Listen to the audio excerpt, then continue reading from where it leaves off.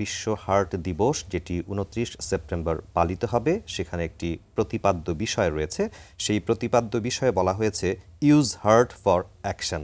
আপনি যদি আমাদের দর্শকদের জন্য বাংলায় স্বাভাবিকভাবে একটু বুঝিয়ে দেন এই কথাটি। ধন্যবাদ আপনাকে, ধন্যবাদ RTVকে এরকম একটা অনুষ্ঠান আয়োজন করার জন্য। ইউজ হার্ট ফর অ্যাকশন, এটার আসলে বাংলায় এটা আবিধানিকভাবে এটাকে বলা খুব কঠিন, তবে এটা বোঝানো হচ্ছে যে আপনি আপনার মন, মনন, মেধা এবং আন্তরিকতাকে ব্যবহার করুন আপনার হার্টের যত্ন নেওয়ার জন্য। জি, মানে সার্বজনীনভাবে আপনি চেষ্টা করবেন। প্রত্যেক মানুষের উদ্দেশ্যে বলা হয়েছে যে ইউজ ইউর হার্ট, মানে আপনি আপনার মন, মেধা, মননশীলতা এবং সব কিছুকেই ব্যবহার করুন আপনার হার্টের স্বাস্থ্যের যত্নশীল হওয়ার জন্য।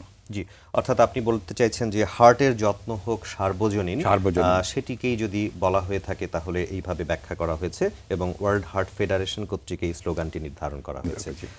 স্যার, আপনার কাছে একটু জানতে চাইব যে প্রতি বছর যে বিশ্ব হার্ট দিবস পালিত হচ্ছে তার পারপাস বা উদ্দেশ্য কি, একটু যদি ব্যাখ্যা করেন। ধন্যবাদ। আসলে আমাদের কাছে যারা অসুস্থতা নিয়ে আসেন তাদেরকে আমরা সবসময় তাদের হার্ট কীভাবে যত্ন নিতে হবে এই সমস্ত তথ্য তাদেরকে দিয়ে থাকি, কিন্তু তারা তো আমাদের সামগ্রিক জনগোষ্ঠীর একটা ছোট অংশ। বাকি যারা আছে তারা যেন হার্টের কীভাবে যত্ন নিতে হবে, কার্ডিওভাস্কুলার হেলথ কীভাবে ভালো রাখতে হবে এটা জানতে পারে। এই জন্য একটি দিনকে আমরা বেছে নিয়েছি। এই দিন আমরা electronic media, print media, banner, festoon, rally এসবের মাধ্যমে বৃহত্তর জনগণের কাছে পৌঁছানোর চেষ্টা করি কিভাবে নিজের হার্ট তথা কার্ডিওভাস্কুলার হেলথকে ভালো রেখে আমরা আমাদের পরিবার, সমাজ বা দেশের জন্য দায়িত্ব পালন করতে পারি। জি, অত্যন্ত চমৎকারভাবে আপনি ব্যাখ্যা করেছেন এর উদ্দেশ্যটি কি, অর্থাৎ বিশ্ব হার্ট দিবসের উদ্দেশ্য কি। আমরা যদি মানুষকে সচেতন করতে চাই, সকল মানুষকে হার্টের সুরক্ষা সম্পর্কে সচেতন করতে চাই, তাহলে এই দিবসের মাধ্যমে বা এই স্লোগানের মাধ্যমে মূলত কি কি বার্তা তাদের কাছে আমরা দিতে পারি? এবারের বিশ্ব হার্ট দিবসের ওয়ার্ল্ড হার্ট ফেডারেশন কয়েকটা থিম ঠিক করেছে। তার মধ্যে প্রথম হচ্ছে যে 1 নম্বর বলা হয়েছে যে জনগণকে আপনারা সচেতন করুন, জনগণকে ক্ষমতায়ন করুন এমনভাবে যেন তারা নিজেরাই নিজের হার্ট এবং হার্টের স্বাস্থ্যের প্রতি যত্নশীল হতে পারে।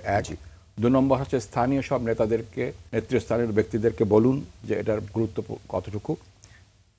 3 হচ্ছে কমিউনিটি লিডার্সদেরকে সচেতন করতে হবে এবং 4 হচ্ছে জাতীয় পর্যায়ে একটা নীতি নির্ধারণের জন্য চাপ দেওয়া হবে, যারা তারা বুঝতে পারে এই রোগের গুরুত্ব এবং এটা প্রতিরোধের গুরুত্ব, এবং সেই হিসাবে একটা জাতীয় নীতিমালা তৈরি করা হয়। এইগুলো করার জন্য এবং বলা হচ্ছে সামাজিক একটা আন্দোলন তৈরি করা, যাতে মানুষের মধ্যে এই হার্টের গুরুত্বটা।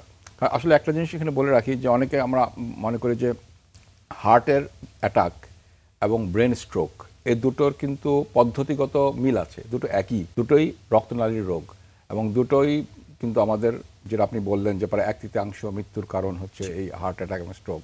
সুতরাং আমরা যদি হার্টের প্রতি যত্নশীল হই, স্বাভাবিকভাবে কিন্তু এটা আমাদের ব্রেন স্ট্রোকেরও অনেক কমিয়ে নিয়ে আসবে। সুতরাং এই জন্যই বলা হচ্ছে যে এই 4টা মেইন পয়েন্ট, যে আমরা যাতে জনগণকে ক্ষমতায়ন করি, বুঝাই তাদেরকে যে আপনার যত্ন নিন, আমাদের নেতৃস্থানীয় ব্যক্তিদেরকে বোঝানোর চেষ্টা করি এবং জাতীয় পর্যায়ে একটা নীতিমালা প্রণয়নের জন্য আমরা বাধ্য করি যে আপনারা করেন, কারণ ব্যাপারটা খুবই গুরুত্বপূর্ণ হয়ে দাঁড়িয়েছে। এবং সবচাইতে যেটা ভয়াবহ ব্যাপার সেটা হচ্ছে যে এই রোগটা, এই হৃদরোগ এবং স্ট্রোকের কিন্তু উন্নত বিশ্বে কমে আসছে এবং নিম্ন এবং মধ্য আয়ের দেশে কিন্তু বেড়ে যাচ্ছে।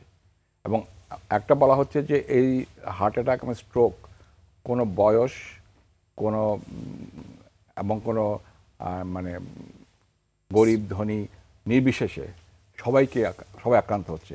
আগে যারা ভাবা হতো যারা বোধহয় ধনীদের রোগ বা সেটা নাই, এখন সব বয়সের ছেলে মেয়ে এবং সব ধরনের অর্থসামাজিক অবস্থার লোকজনই এটা আক্রান্ত হচ্ছে। এই জন্যই এখন ওয়ার্ল্ড হার্ট ফেডারেশন বলছে যে এটা একেবারে সবার মধ্যে বুঝিয়ে দিতে হবে, এটা অত্যন্ত গুরুত্বপূর্ণ এবং এইটাকে প্রতিহত করার জন্য কী করতে হবে এবং কেউ যদি আক্রান্ত হয় তাহলে তাকে আবার কি করতে হবে সেই সংক্রান্ত সচেতনতা সবার মধ্যে বৃদ্ধি করতে হবে। অবশ্যই।